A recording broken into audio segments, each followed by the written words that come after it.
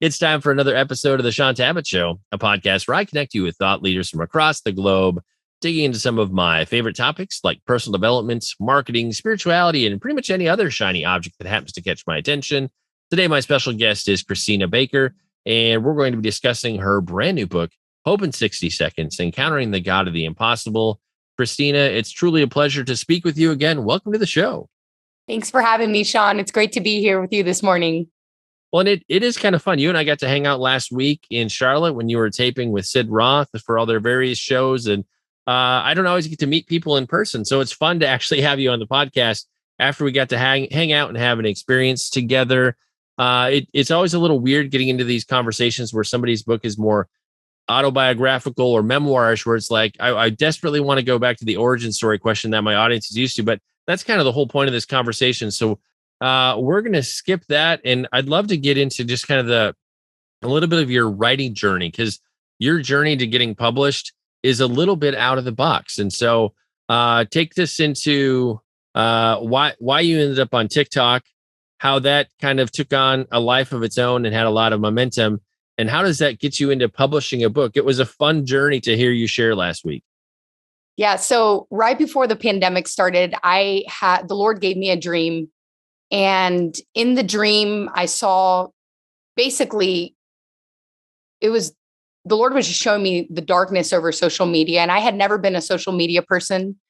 I mean, I would get on social media every now and then. And so it took me, I processed it with my husband, and it took me a little bit. And I was like, okay, let's go ahead and do this. And he had shown me a few things in the dream that I knew. It was like, okay, I'm going to hop on TikTok. I know this is a social media app for the kids, and there's dancing and singing and all this. I'm like, I'm definitely not going to do that. But okay, I'll just hop on and do a prayer. And so I prayed a prayer in Spanish. That's my first language. And so I prayed a prayer in Spanish. And the next morning I woke up and the video had gone viral. And, videos go viral all the time. So I thought, maybe this is just a one-off, but I continued posting. And obviously the pandemic started, and they continued going viral one after the other. And my husband and I just kind of looked at each other. We were like, there's a need here that just the fact that somebody would be willing to receive a prayer through a screen was just crazy to us, Sean. We were just a little bit shocked people would be willing to do that. And so one after the other, we're posting prayers in English and in Spanish. And people began reaching out to me and asking me what was the story behind the prayers. And people started asking, is there a little bit, we can read a little bit more about the story. I was sharing just 1-minute clips about, going to jail, going through a brain tumor, and just different parts of my story I felt like could speak to people and give them hope during that time. And I knew in my heart for many years, like, okay, maybe one day I'll write a book about this crazy story. And so that's when I decided, okay, this is time. I think it's time to write a book. You have a friend who connects you with some publishing leadership at HarperCollins. They end up being really excited about you.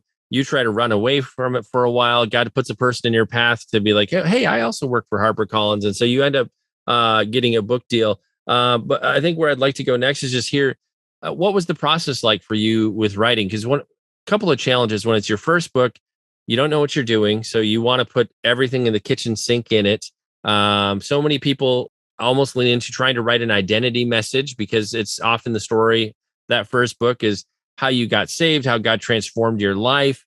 But the other challenge with that is you're reliving everything. And it can be it's cathartic, but it's also painful to put that stuff on a page, and then also wrestle with sharing it with the world. So just kind of the writing process. What were the challenges? What were like the God actually using it to heal you moments? I imagine it was kind of a roller coaster. It absolutely was. And, when you become a Christian and you've got a testimony, everybody, well, you got to write a book. And so it's just the next thing to do. But I really believe that God doesn't give us the full picture when we step into it, Sean. We get like this little glimpse, because if I had known what I was going to go through, excuse me, Sean, if I had known what I was going to go through during the journey of the writing process, I would have said no from the beginning. And I actually had somebody tell me, they were like, "Hey, Cristina, it's going to be really cathartic. Things are going to start rising to the surface." And I was like, well, no, I was like, I've preached this before, and, just gave all the reasons why I would be okay. And not too far into the process, probably a couple of chapters in, I was just, I mean, the Lord really started to deal with just things that I had walked through at certain seasons of my life. That when I was in those seasons, I was just busy trying to survive it. And so here I am now, all the, 13 years later, and the Lord is just kind of starting to put his finger on certain things, part of the story. And writing a book is really messy. It exposes everything in your heart, just gets put on the table. And, looking back on it, I'm so thankful that I walked through the process with the Lord. But looking back on it, it's like, wow, if the Lord had shown it to me what I was going to walk through, I would have absolutely said no. And so I think that sometimes the Lord does that. He doesn't show us the process of what we're going to go through, because if he did, we would never walk through the tough stuff. And I'd mentioned this to you briefly when we spoke last week. I see one of the big challenges to wrestle with as a first-time author, putting yourself out there, is you end up becoming the poster boy or poster girl for this message that God has given you to steward. You don't always realize that at the time, but you're going to be called to live this message out, because, writing a book opens doors. It gets you on TV shows and podcasts and puts you on stages you may not have been on before. And especially with such a gripping journey that we get to go on with you in the book, I feel like people are going to intensely feel like they know you. They're going to relate to you. Have you had to wrestle with that at all, or is that still something you're stepping into? Because it's a real thing. People have a strong expectation that who you say you are in the book is how you live your life. Yeah. And it was really powerful when you shared that with me last week. I was like, wow, I don't know if I could better explain writing a book. It's not, maybe it's like first, second, third book. Just how you explain how you have to live from that place. It's like you walk in that, if you're writing a book on hope or a book on identity or a book on, how you overcame trauma, a lot of the times what's going on while you're writing the book is you're having to step up to the plate. And there's a lot of things going on around you that are challenging your hope, that is challenging, your faith in certain areas of the very thing that you're writing about. And so, walking through, I actually had the man that led me to the Lord. His name is Hilroy. As I was writing the book, he said to me, well, Cristina, how do you expect to write a book on hope? And the very thing, that was the very thing I was like, wow, I just need hope right now as I'm writing the book, and he's like, God wants to take you through the very thing just to make sure, it's like all of those areas that you're writing about, he's going to show you that you actually, you do have authority in these places. It's almost like he takes you through another dry run of all of the things, that you went through in the past, or the things that you're writing about. It was really, really deep. Even when you shared that, Sean, I was like, wow, that is so powerful. I don't know. No, if somebody had said that to me at the beginning, I would have probably understood, okay, this is what's going on here. Yeah, it is an intense process where, God takes you back to those dark and lonely places, those painful places. And those are often the places where the enemy came to steal and destroy and wreak havoc in our lives. And I feel like, on the one hand, you're on the other side of this in so many ways, and that's why you were writing the book. But at the same time, I feel like as we get to relive and process and figure out how do I package this up in a way that, because there's that balance of not giving the darkness too much of a press run in what you share. Because you hear some people share their testimonies, like it sounds like you still want to be a drug dealer and a thug, or like people glory in the darkness. It's weird. And it is a real balance to be like, yes, there was a lot of darkness, but the reason I'm here sharing this with you is Christ is that much bigger and brighter. And that's what changed my journey. That's what changed my story. And I'm like, I want to meet authors and interview authors where, I love when people like, sometimes I refer back to my own book when I need hope and encouragement, and they partnered with God to write a book. If the book really makes a difference in your own life, then that I feel like that says to your audience, hey, that can make a difference for me too. And so I always like to pull back the curtain of the writing journey when I can in these conversations, because it's, a lot of times you see a book on a shelf and you're like, oh, wow, they had a contract, they wrote a book and it's out there and I get to buy it and it's awesome and it's great. But there's so much spiritual transformation and just God grows us in the journey. It's a stretching process, and there's more healing and more depth and growth. There's so much that comes out of it along the way. So thanks for running the gauntlet. I know it was a journey. Yeah. And if I can add one thing, Sean, is the same lady told me, she said, there's another layer of healing available when you begin to write. And so, yeah, you're like, yeah, you think you're delivered, and you are delivered, but there's this other layer that God pulls back that happens only when we write, I believe. And there's such a power that's released. There's an anointing, there's a grace that God gives, but there's just this other layer that is deeper, that is just takes us into the heart of God in a deeper way that I feel like I wouldn't have experienced any other way. That's why I'm so thankful for that. I'm thankful He gave me the grace to say yes. Yeah, like so many of the things that God calls us to do, it's a faith leap where it's like, okay, welcome, Sean. Welcome, Christina. Here's the cliff. We're going to step off. There's actually a path there. You can't see it, but with me, we're going to get the other side. And it's. I feel like it's as we learn to take those leaps of faith where we're like, God, this doesn't make any sense. This is impossible. But I know this is where you're calling me to go right now. And so we take that step in faith. And I feel like it's a way that God gets us ready for the things that He wants to open up that are further down the path. But it literally takes being like, I'm going to give you complete trust in this situation. And once we do that once, twice, 5 times, 10 times, just on the journey, God knows He can trust us with more. And so more Wow. things will open up. But then it's not such a challenge next time. We're like, oh, well, God showed up before. We didn't fall off the cliff. God did cool things. And that can look like different things. Sometimes it's writing a book. Sometimes God tells you to move somewhere, pick something. But we all have those moments where we're like, okay, I know this is God and it's really scary. And my friends and family they think I'm crazy. This doesn't make any sense. And yet, when we take those leaps, it's often a massive leap forward in a way that maybe has nothing to do with what God's asking you to do. It's the next step in the journey to get you to where He has you going. But I digress. We got to get into more of your story. Okay. You have so many milestones that I want to hit on, but we need like a 5-hour interview to cover all the cool parts of your journey. I can say when I saw you ministering in Charlotte last week, so they taped 3 shows, then there was a mentoring time, and then they set all the guests on the audience to start doing ministry. And so all of a sudden you bust out Spanish and just go to town ministering to this pastor and his wife. And I know I'd heard about Bolivia at some point in your book trailer or with what I read about you before I met you, but talk to us about the divine setup of God having you in Bolivia. Because you would, if you'd been on a lineup of ministry people, I wouldn't have said that girl right there, she's powerful in Spanish ministry. I wouldn't have picked that at all. No way.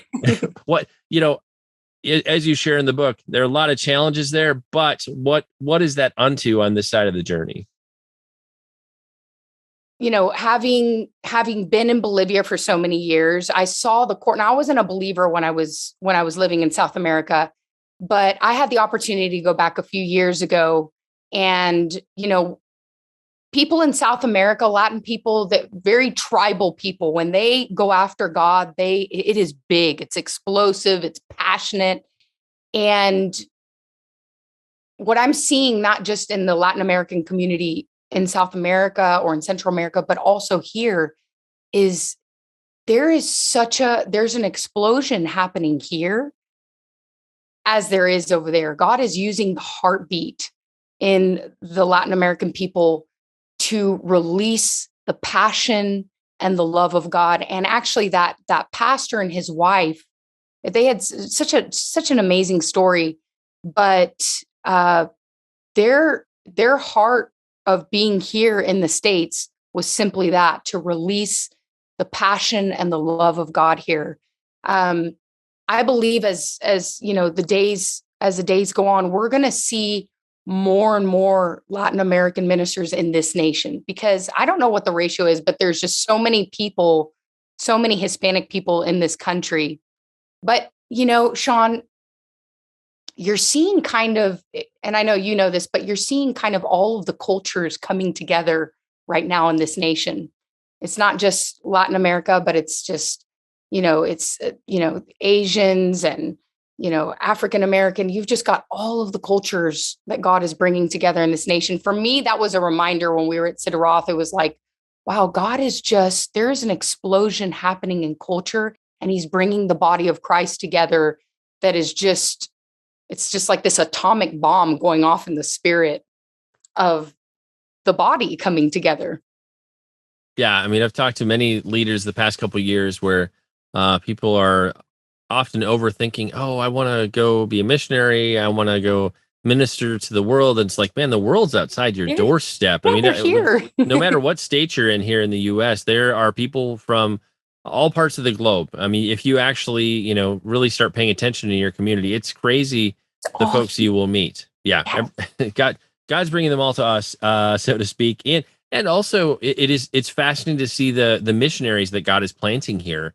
I've got friends from Australia, friends from Asian countries, like places often that kind of the missionary movement of like the 50s and 60s poured into all these other countries. And now God is giving us a return on what we sowed into those places, sending missionaries here to the States when we're walking through a dark time. And ironically, for as, historically being known as a Christian nation, and just think of the number of churches and believers here in the States, yet there's such a need. God is sending us missionaries now, which is, I love that there's a return on what many of those folks have gone home to be with the Lord at this point. What they brought other places, now God is giving a return and bringing that back to us here. It's a very sobering thought to think that culturally we've reached such a scary place that God is sending missionaries so we can be reached for Jesus. Wow. I've never thought about it that way, Sean. It's really, wow. That's powerful. We're going places we never thought we'd end up. Who knew this would be such a great conversation today? I think the place I'd love to go next is just give us a kind of a snapshot into kind of your world. When you leave Bolivia, you end up going to Hawaii, and your dad's there. And I think that's going to be a real startling part of your story for people to read in the book, where I think they're going to relate to where you were in your life at the time in so many ways.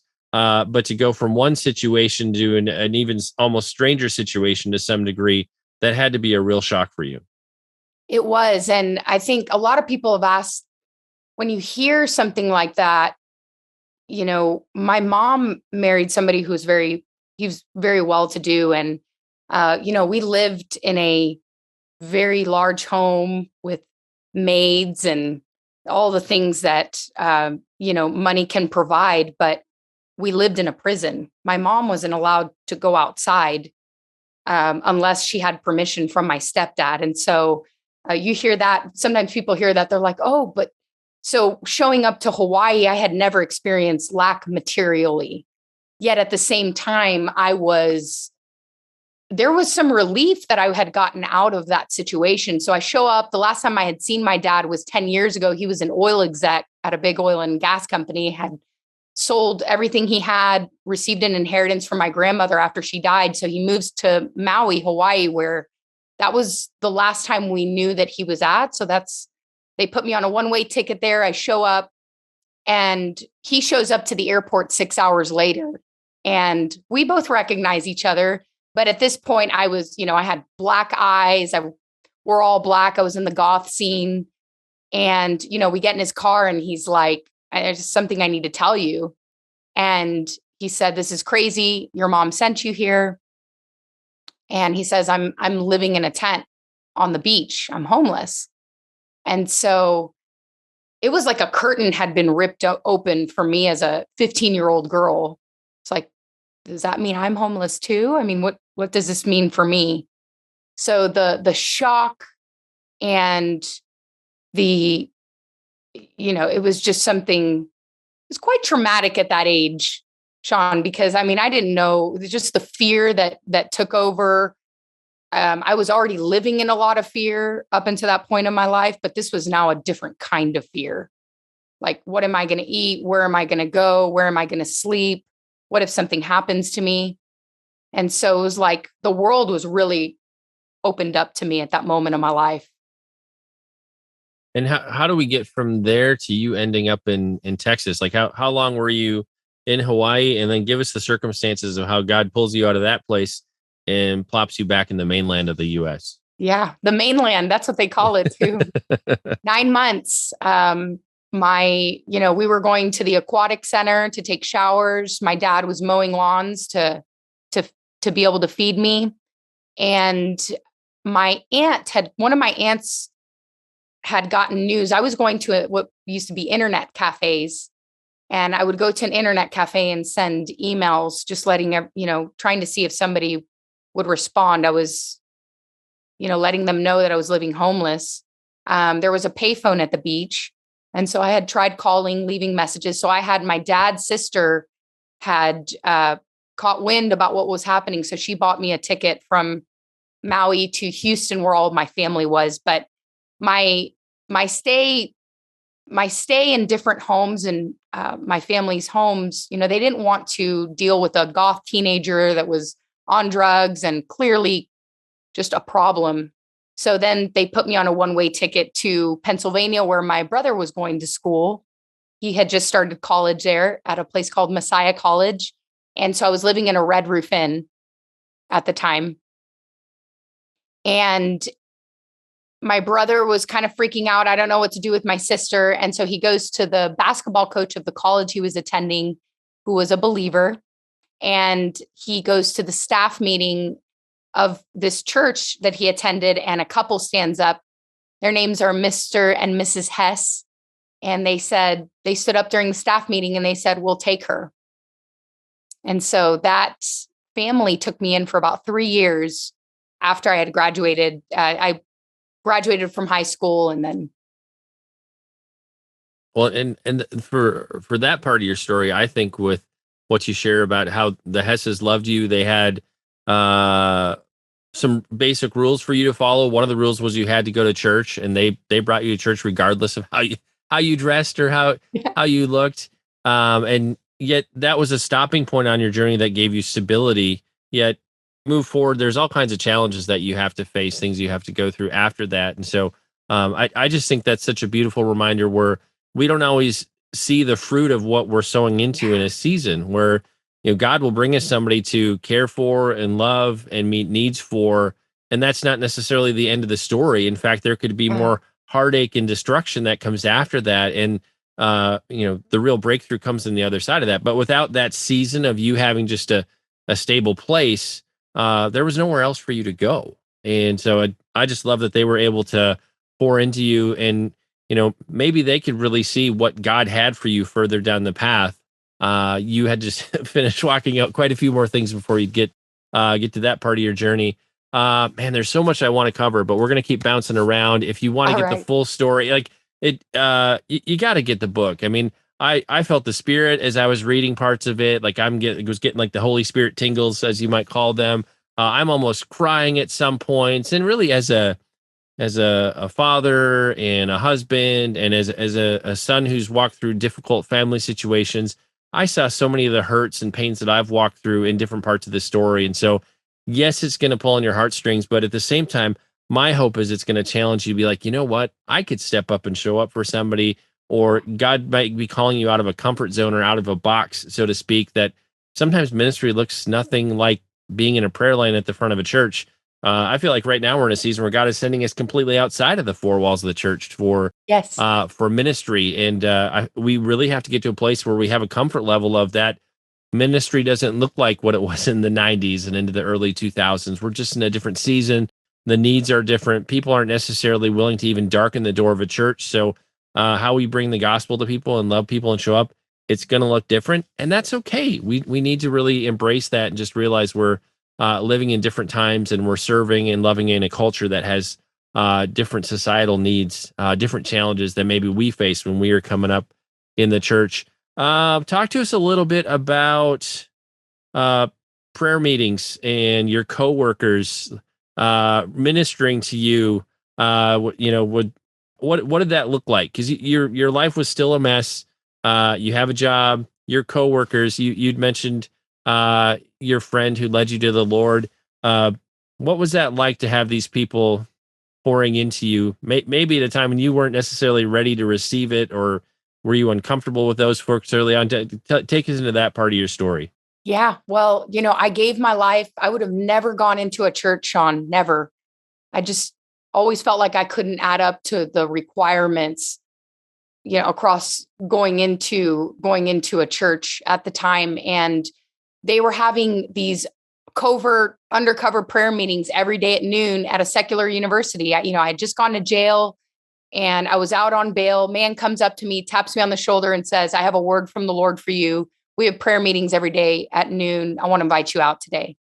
And before I walked there, I remember I was scared. I got off of the elevator and I could hear them praying. It was like music just down the hall. And I went in, my hand was shaking when I crossed the threshold of that door. I walked in and I remember having this thought, Sean, because I had never seen people pray like this before. I had this thought: if there is a God, these people have come face to face with him.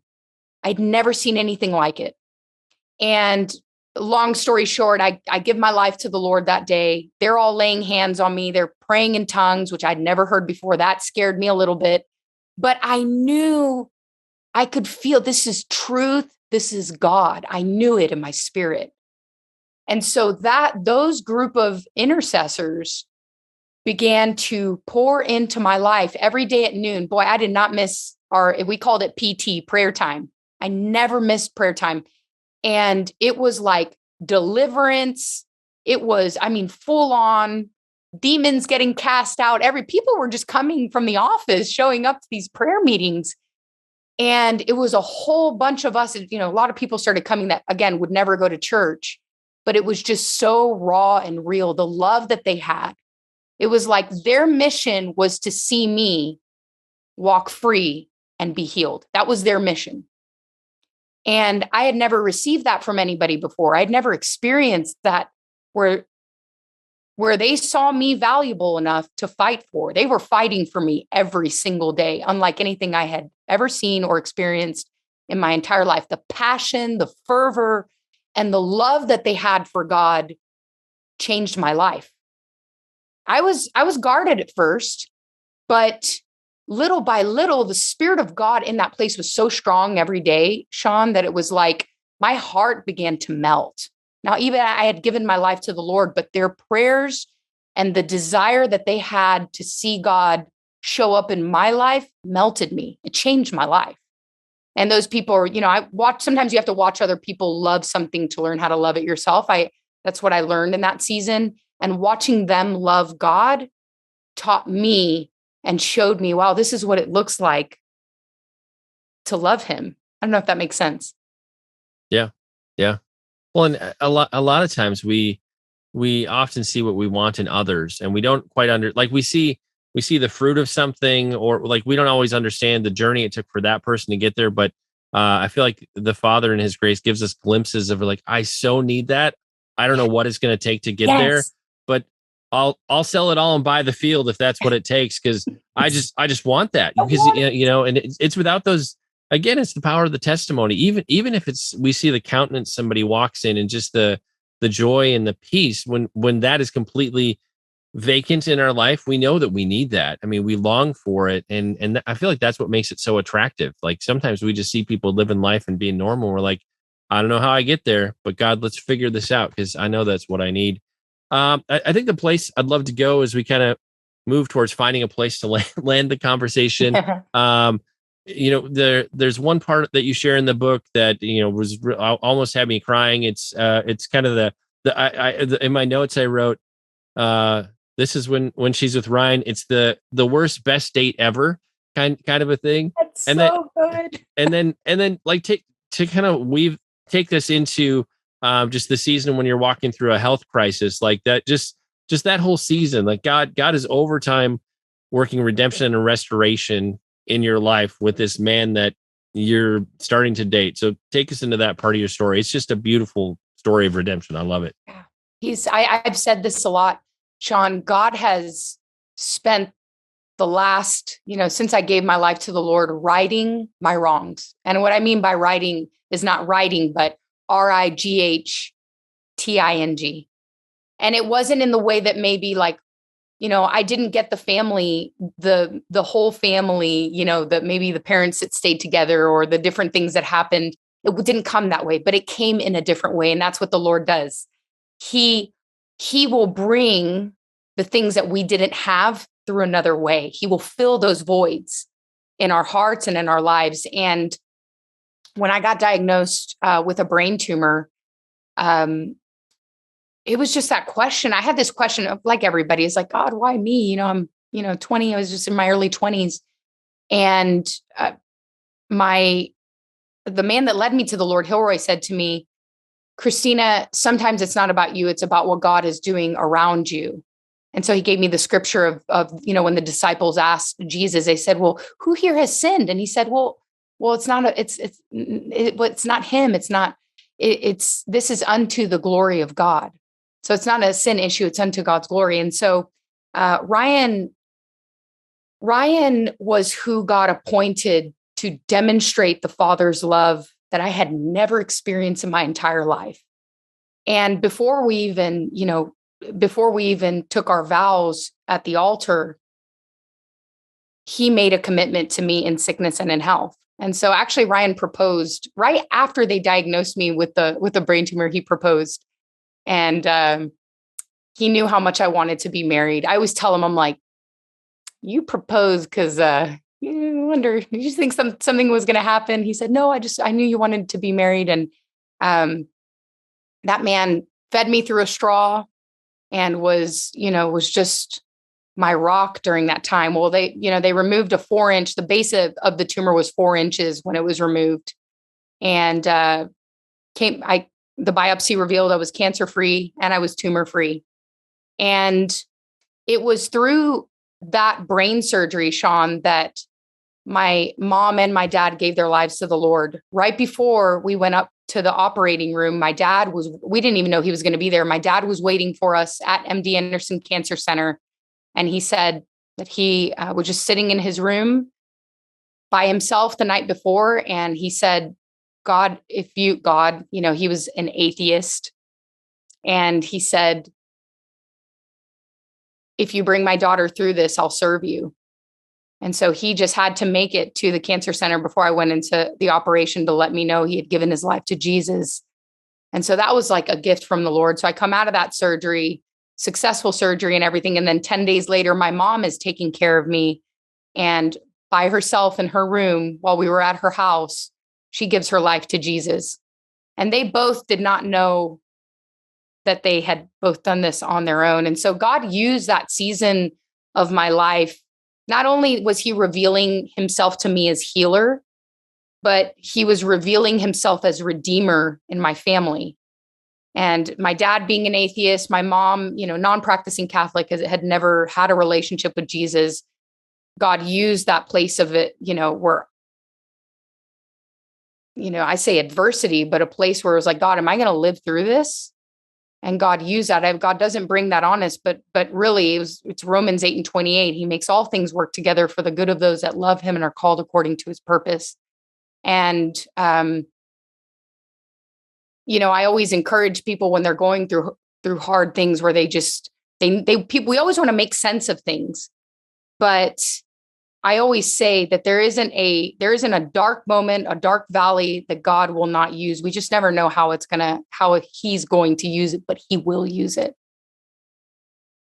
Yeah, often those dark seasons or seasons that are memorable for one reason or another, it's in hindsight where it makes sense. Like in the eye of the storm, you're not sure, but as you look back, as you see, I like to think of it as that divine thread God has sewn into the journey. It's like, oh, you've actually been there the whole way. I couldn't see it at the time.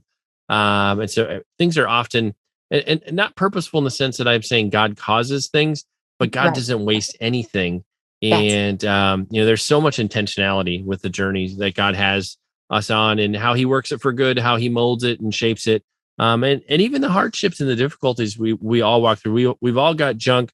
We all got stuff we wish could have gone better or worked out differently. Yet it's those same places that God redeems us and restores us and gives us authority in the Spirit to release things in other people's lives. People who need that exact same healing or breakthrough that we had, God will bring us people that need minister in that exact area. And because we are overcomers, because we're restored and redeemed, the level of authority we carry to minister to those things, I think it's often bigger than we realize. And so yeah. God doesn't waste anything along the journey. Goodness, where to land? We got to find a place to We wrap up. gotta find it, Sean. I think second to last question. So in terms of like, you know, having a ministry, like how does that show up? What does that look like? Because I feel like we get in seasons where we'll be doing things, and I was like, oh, now you got a TikTok following, and now you have a book. So in terms of Cristina Baker and ministry, what does that even mean in this? Like, what did that mean 2 years ago, and what does that mean in the season ahead? I'm guessing God is ramping things up and opening doors in a way that only comes through the things that He's been having you walk through. Yeah. Sean, my husband and I were talking about this the other day. What it looked like 2 years ago is what it is today.